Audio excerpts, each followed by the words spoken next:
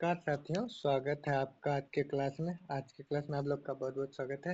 और देखिए आप लोग अच्छे से पढ़ाई कर रहे होंगे क्योंकि देखिए आप लोग का एग्ज़ाम बहुत नज़दीक है बीए फिफ्थ सेमेस्टर का। तो इसीलिए आप लोग तैयारी में ज़ोरों शोरों से लग जाइए। तो देखिए आज का हमारा जो टॉपिक रहने वाला है हम लोगों का बीए फिफ्थ सेमेस्टर में जो मेजर हिंदी पेपर है उसका एमजेसी एक करने वाला है। पूरा यूनिट वन का जो एक टॉपिक है इसका पूरा कंप्लीट कर लेंगे और पार्ट टू में लाएंगे। पार्ट टू में पूरा यूनिट वन पूरा कंप्लीट हो जाएगा, ठीक है। तो आप लोग वीडियो को अंत तक ज़रूर देखिएगा। देखिए और देखिए यहाँ से 100% श्योर एग्जाम में क्वेश्चन यहाँ से आएगा ही आएगा। आप इतना बात का विश्वास रखिए, ठीक है। और देखिए जो आप लोग पढ़ के जाइएगा उसी को आप लोग वहाँ एग्जाम में लिखिएगा।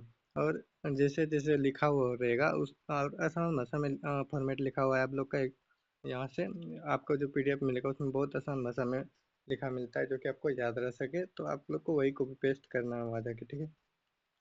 तो चलिए शुरू करते हैं। शुरू करने से पहले हम लोग आप लोगों को ये बता दें कि अगर आप लोग चैनल पे नए हैं तो चैनल को सब्सक्राइब कर लीजिएगा और अपने दोस्तों को शेयर भी कर दीजिएगा ताकि उनकी भी तैयारी अच्छे से हो सके। चलिए शुरू करते हैं। सबसे पहले हम देखिए क्या हम लोगों को क्या समझना है कि हम लोगों को समझना क्या है। हम लोगों को समझना है भारतीय भाषा चिंतन की परंपरा पाणिनि भर्तृहरि और दिगनाग का भाषा विषयक चिंतन। मतलब भारतीय भाषा में चिंतन की जो परंपरा थी और उसमें पाणिनि भट्टी और दिगनाग का भाषा विषय चिंतन मतलब उनका जो भाषा को लेकर क्या उनकी मान्यताएं थी, क्या चिंतन था, क्या विचार था। तो इसी चीज़ को हम आज आज के वीडियो में हम कवर करेंगे, ठीक है। तो चलिए शुरू करते हैं यूनिट वन से लेकर, ठीक है। उसके बाद देखिए सबसे पहले हमको क्या पढ़ना है इसमें। तो सबसे पहले हमको पढ़ना है भारतीय भाषा की चिंतन परंपरा पाणिनि भट्टी और दिगनाग का भाषा विषयक चिंतन। इसके परिचय को हम मतलब शॉर्ट में समझ लेते हैं, उसके बाद हम पूरा लॉन्ग करेंगे इसका। तो चलिए शुरू करते हैं कि भारतीय भाषा चिंतन की परंपरा। भारतीय भाषा में भाषा को केवल बोलने का माध्यम नहीं माना गया है बल्कि उसे ज्ञान विचार संस्कृति और दर्शन का आधार समझा गया है। मतलब भारत की परंपरा में जो भाषा है उसको ऐसा नहीं कि केवल बोलने का माध्यम माना गया लेकिन बल्कि उसको क्या माना गया, ज्ञान का विचार का और संस्कृति का और दर्शन का जो आधार समझा गया है। तो यह भारत में वो भाषा को समझा गया है, ठीक है। भारत में भाषा विषयक चिंतन की एक समृद्ध परंपरा रही है जिसमें व्याकरण अर्थ ध्वनि शब्द और वाक्य के स्वरूप पर गहन विचार किया गया है। इस परंपरा में पाणिनि भर्तृहरि दिगनाग का विशेष स्थान है। मतलब देखिए जो भाषा भारतीय भाषा विषयक चिंतन है उसमें किन किन चीज़ों का ज़्यादा महत्वपूर्ण रहा है, किन किन चीज़ों पर गहन अध्ययन किया गया है। तो व्याकरण पर, अर्थ पर, ध्वनि पर, शब्द पर और वाक्य और उसके स्वरूप पर, ठीक है। तो इन सब में सबसे ज़्यादा जो योगदान रहा है वह रहा है किनका किनका, तो पाणिनि का, भर्तृहरि का और दिगनाग का। तो इन्हीं को हम समझेंगे, ठीक है। तो इन तीनों विद्वानों ने भाषा के स्वरूप अर्थ और ज्ञान के संबंध में महत्वपूर्ण सिद्धांत प्रस्तुत किया और उन्हीं सिद्धांतों को आज हम एक एक करके देखेंगे, ठीक है। चलिए सबसे पहले हम समझते हैं पाणिनि के भाषा चिंतन को। तो पाणिनि के भाषा चिंतन को समझते हैं। तो देखिए भारतीय भाषा चिंतन की परंपरा में पाणिनि का स्थान अत्यंत महत्वपूर्ण है। उन्हें संसार का प्रथम महान व्याकरण और वैज्ञानिक भाषा शास्त्री माना जाता है। तो भाषा विषयक चिंतन में सबसे महत्वपूर्ण स्थान किनका है, तो पाणिनि का। और उन्हें संसार का सबसे पहला प्रथम महान व्याकरण मतलब व्याकरण जो होता है किसी भी भाषा का, सबका एक अपना अपना व्याकरण होता है। तो उस व्याकरण और वैज्ञानिक भाषा शास्त्र मतलब भाषा को एक वैज्ञानिक तौर पर जो सजाता है तो इनको माना गया, किनको, तो पाणिनि साहब को। उन्होंने संस्कृत भाषा को नियमबद्ध और वैज्ञानिक रूप प्रदान किया था। कौन से भाषा को, तो संस्कृत भाषा को। और देखिए सबसे प्राचीन भाषा भी कौन सी है, तो संस्कृत। उनका प्रसिद्ध ग्रंथ अष्टाध्यायी केवल व्याकरण का ग्रंथ नहीं बल्कि भाषा विज्ञान का अद्भुत उदाहरण है। तो उनका एक ग्रंथ है जो कि बहुत प्रसिद्ध है, अष्टाध्यायी। अष्टाध्याय में क्या मिलता है, तो उसमें केवल व्याकरण ही नहीं मिलती है, व्याकरण की चर्चा नहीं है बल्कि उसके अलावा भाषा की जो विज्ञान है उन सब का अद्भुत उदाहरण भी देखने को मिलता है। अब समझते हैं पाणिनि के परिचय को। तो लगभग पाणिनि का जो समय काल है वो माना जाता है 5वीं से 4वीं शताब्दी के बीच। देखिए यहाँ 4वीं हो जाएगा, 5वीं से चौथी, सॉरी हाँ 5वीं से चौथी शताब्दी ईसा पूर्व माना जाता है, पूर्व नहीं, सॉरी ईसा नहीं बल्कि ईसा पूर्व माना जाएगा, मतलब ईसा से पूर्व, ठीक है। तो जन्म स्थान उनका देखिए, तो जन्म स्थान उनका सालातुर वर्तमान पाकिस्तान क्षेत्र में है। सालातुर उनका जन्म स्थान है जो कि अभी कहाँ है, पाकिस्तान में, ठीक है। प्रमुख ग्रंथ इनका क्या है तो अष्टाध्यायी है। क्षेत्र संस्कृत व्याकरण और भाषा विज्ञान इनका जो क्षेत्र रहा है। पाणिनि ने संस्कृत भाषा के व्याकरण को इतना व्यवस्थित बनाया है कि आज भी उनका अध्ययन आधुनिक भाषा विज्ञान और कंप्यूटर विज्ञान में किया जाता है। मतलब उन्होंने इतने मतलब व्यवस्थित तरीके से चीज़ों को रखा है तो जिनका यूज आज का जो आधुनिक भाषा विज्ञान है उसमें होता है और कंप्यूटर विज्ञान में भी इनका यूज किया जाता है। ठीक है। उसके बाद समझते हैं अष्टाध्यायी की संरचना को। तो अष्टाध्यायी की संरचना क्या है कि अष्टाध्यायी का अर्थ होता है 8 अध्यायों वाला ग्रंथ। आपसे पूछा जाएगा अष्टाध्यायी में कितने ग्रंथ है, कितने अध्याय, तो 8 अध्याय है। प्रत्येक अध्याय में कितने पद है तो 4 पद है। एक अष्टाध्यायी में 8 अध्याय है, उसमें से प्रत्येक अध्याय में 4 पद है और लगभग 4000 सूत्र है।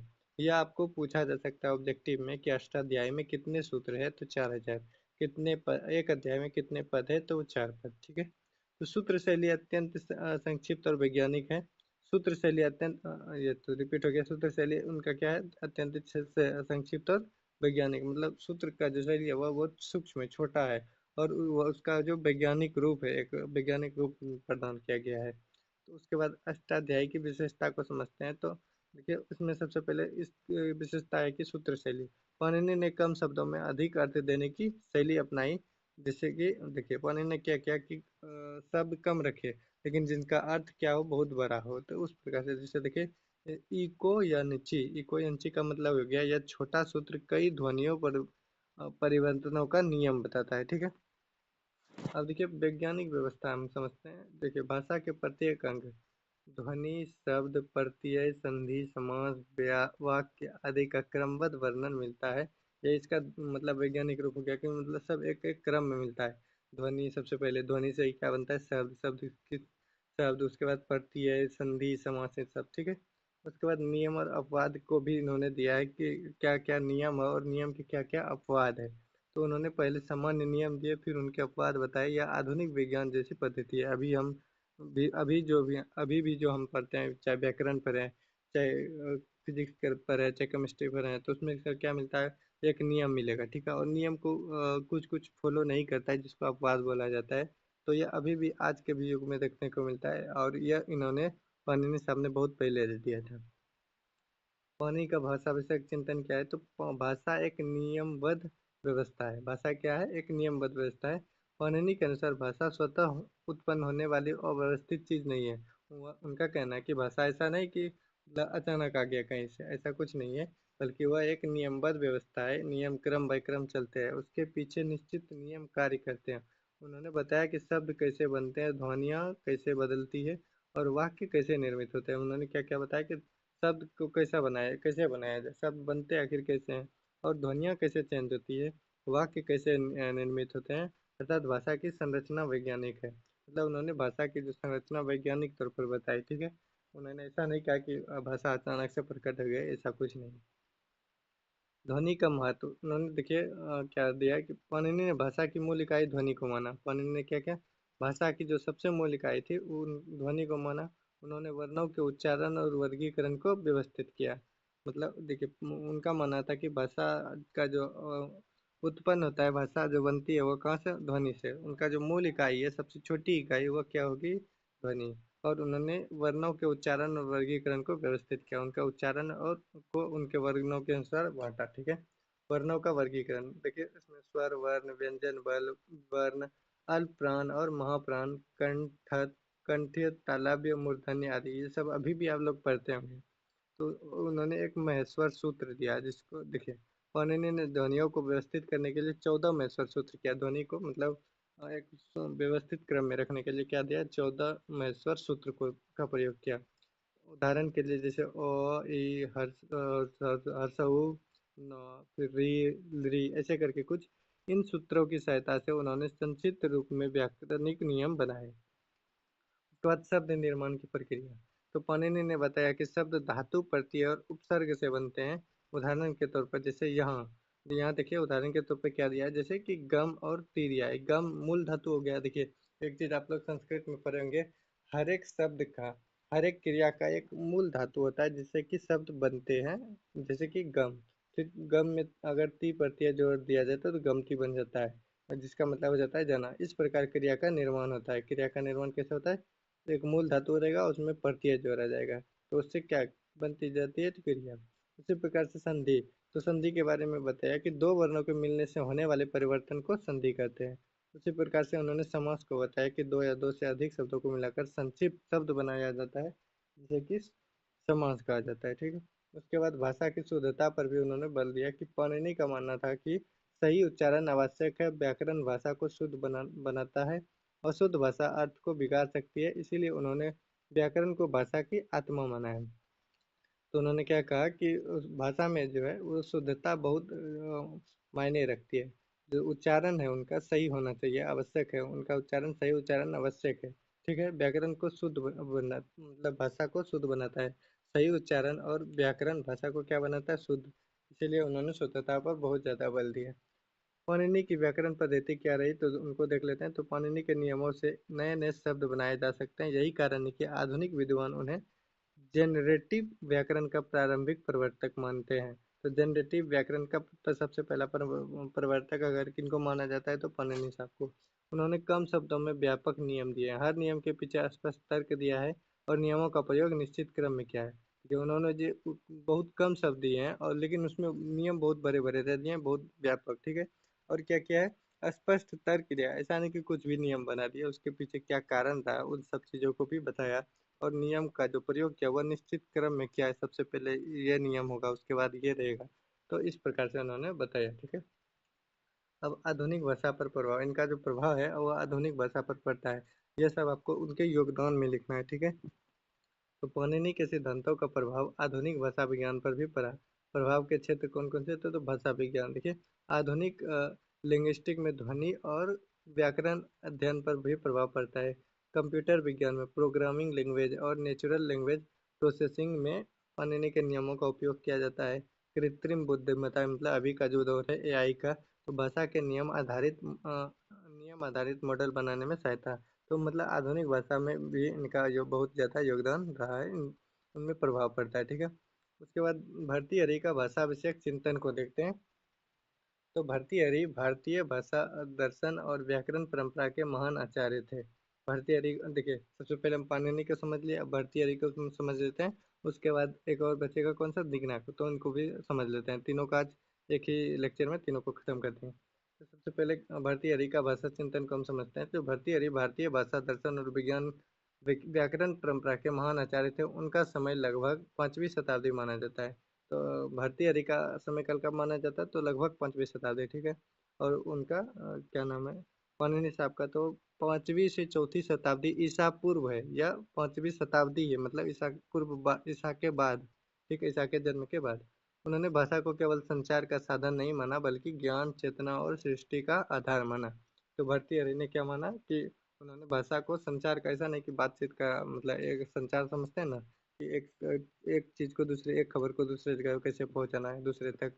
तो उन्होंने यह सिर्फ नहीं माना कि भाषा केवल संचार का साधन नहीं है, बल्कि ज्ञान, चेतना और सृष्टि का आधार भी माना, ठीक है। उनका प्रसिद्ध ग्रंथ वाक्य पदीय है। देखिए, अगर आपसे ऑब्जेक्टिव पूछा जा सकता है कि भर्तृहरि का जो प्रमुख भाषा विषयक चिंतन को लेकर प्रमुख पुस्तक का नाम क्या है, तो वाक्य पदी। या फिर आपको वाक्य पद ये दे दे, आपसे पूछा जाए कि इसका लेखक कौन है, तो भर्तृहरि। आपको याद रखना, ये चीज़ ऑब्जेक्टिव में पूछा जा सकता है। भाषा दर्शन का अत्यंत महत्वपूर्ण ग्रंथ है। इसमें शब्द, वाक्य, अर्थ और भाषा के स्वरूप पर गहन विचार किया गया है। इसमें क्या क्या क्या है, शब्द पर, वाक्य पर और अर्थ, और उसके भाषा के स्वरूप पर भी गहन विचार किया गया है। उसके बाद भर्तृहरि का जीवन परिचय को देख लेते हैं हम लोग। तो समय का लगभग 5वीं शताब्दी है। क्षेत्र भाषा और दर्शन व्याकरण है। उसके बाद प्रमुख ग्रंथ क्या, वाक्य पदीय। परंपरा संस्कृत व्याकरण और दर्शन को लेकर रही, दर्शन यानी कि फिलोसफी। भर्तृहरि को पाणिनि और पतंजलि की परंपरा का महत्वपूर्ण विद्वान माना जाता है। भर्तृहरि को क्या माना जाता है, पाणिनि और पतंजलि की परंपरा का विद्वान, ठीक है। वाक्य पदीय को का परिचय हम देख लेते हैं। भर्तृहरि का प्रमुख ग्रंथ क्या है, वाक्य पदीय। इसमें 3 कांड है। आपसे ऑब्जेक्टिव में ये पूछा जा सकता है कि वाक्य पदीय में कितने कांड है, तो 3 कांड कौन कौन से, ब्रह्म कांड, वाक्य कांड और पद कांड, ये तीनों को याद रखिएगा। इस ग्रंथ में भाषा, शब्द, अर्थ और ज्ञान के संबंध का दार्शनिक अध्ययन किया गया है। इस ग्रंथ में क्या किया गया, भाषा का, शब्द का, अर्थ का और ज्ञान के संबंध का दार्शनिक अध्ययन किया गया है, ठीक है। उसके बाद हम भर्तृहरि के भाषा विषयक चिंतन को देखते हैं। तो उन्होंने क्या किया है कि शब्द और ब्रह्म सिद्धांत दिया है। कौन सा सिद्धांत? शब्द ब्रह्म सिद्धांत। भारतीय के अनुसार सबसे महत्वपूर्ण सिद्धांत शब्द ब्रह्म है।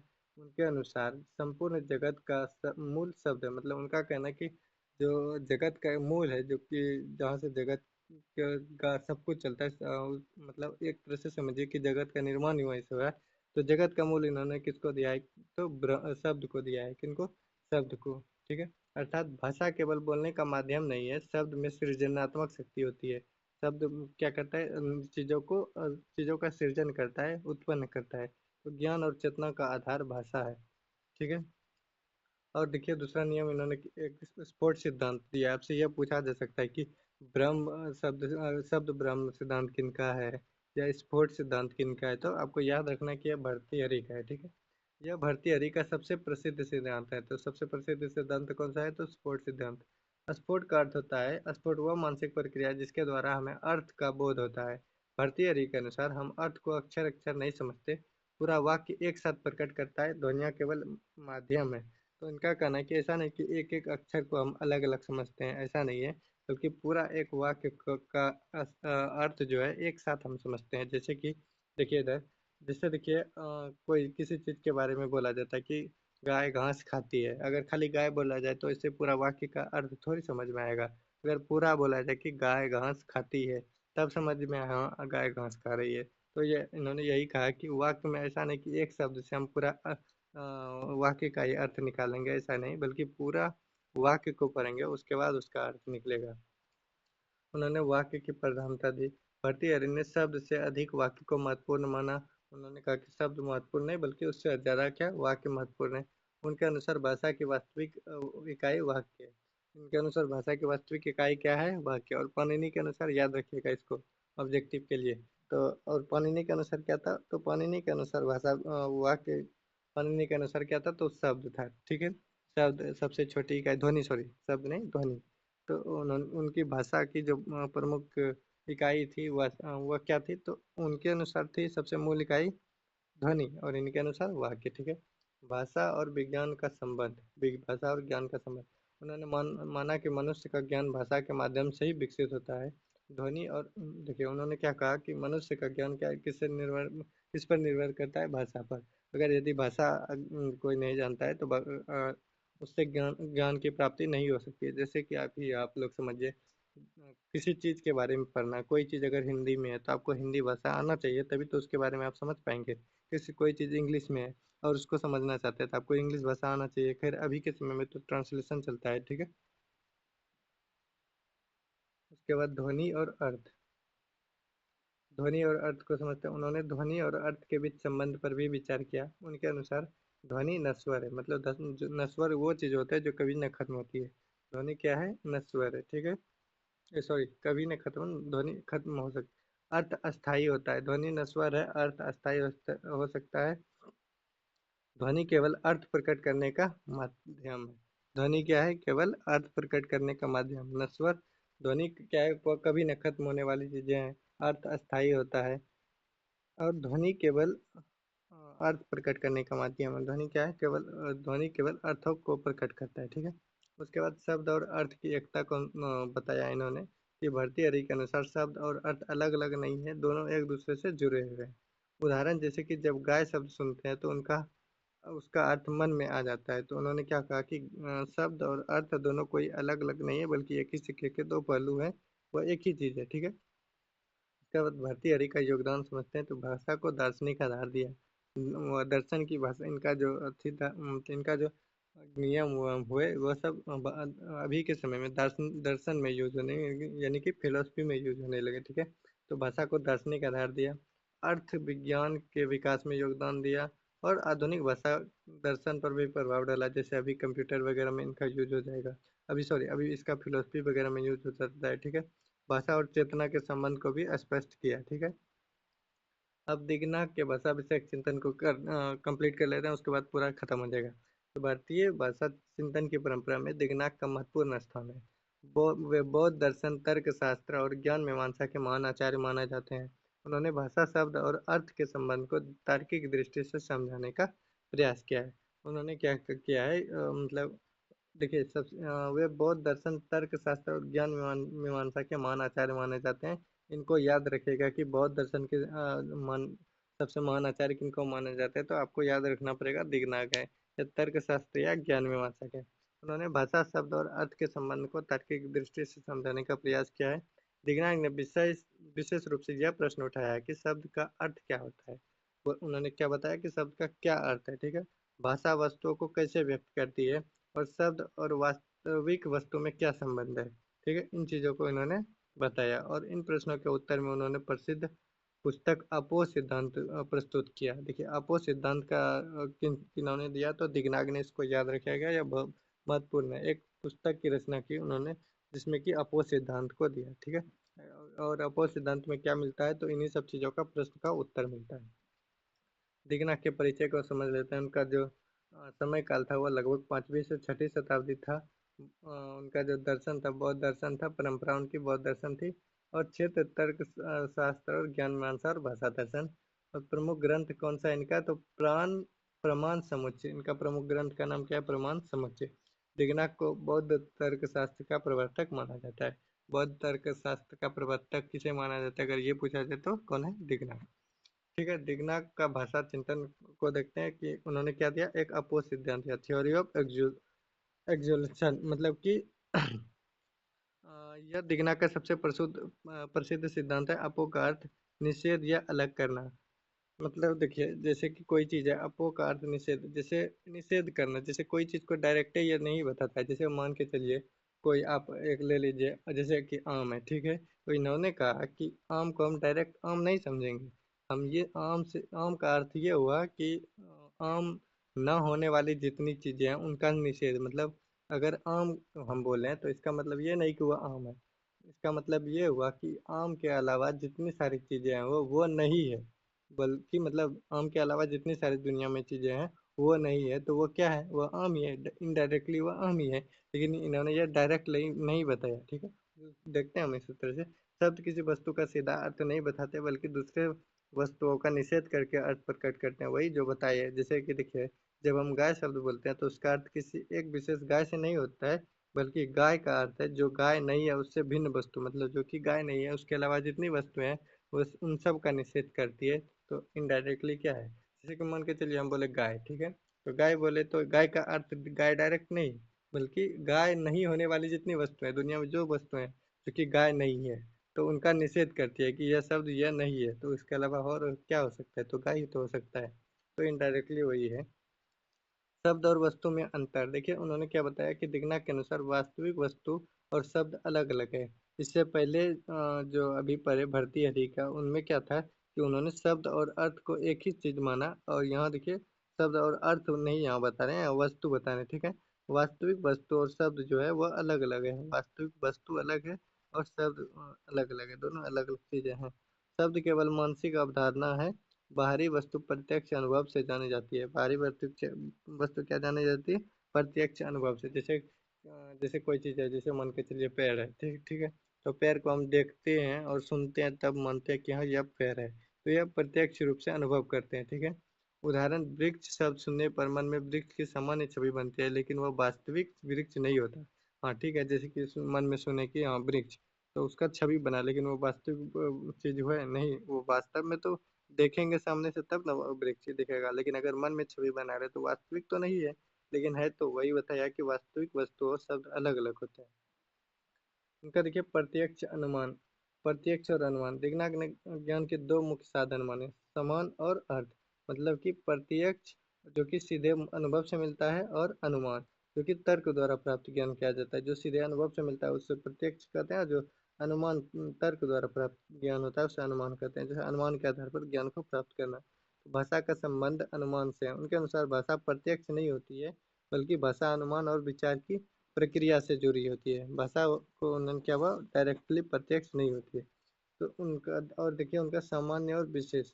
तो दिगनाग ने कहा कि वास्तविकता में केवल विशेष वस्तुएं होती है। सामान्य जैसे गाय, गायपन, वृक्षपन, मन की कल्पना है कि उनका कहना है कि जो देखिए, जो वास्तविकता में होते हैं वो केवल विशेष वस्तु होते हैं, मतलब कोई खास चीज ही होती है, कोई सामान्य चीज नहीं होती है। जैसे नहीं बोलते हैं जैसे यह बहुत भोला आदमी है या गाय के जैसा है। तो ऐसा कोई वस्तु नहीं है ना कि गाय के जैसा है। बस क्या है उसके सामान्य मतलब एक तुलना करता है कि इस टाइप का है, ठीक है। उदाहरण दुनिया में केवल अलग अलग गाय हैं, गायपन एक मानसिक धारणा है, ठीक है। अर्थ की मानसिक प्रक्रिया को समझते हैं। तिगना के अनुसार अर्थ बाहर नहीं मन से निर्मित होता है। शब्द सुनकर मन और तुलना और निषेध द्वारा अर्थ ग्रहण करता है।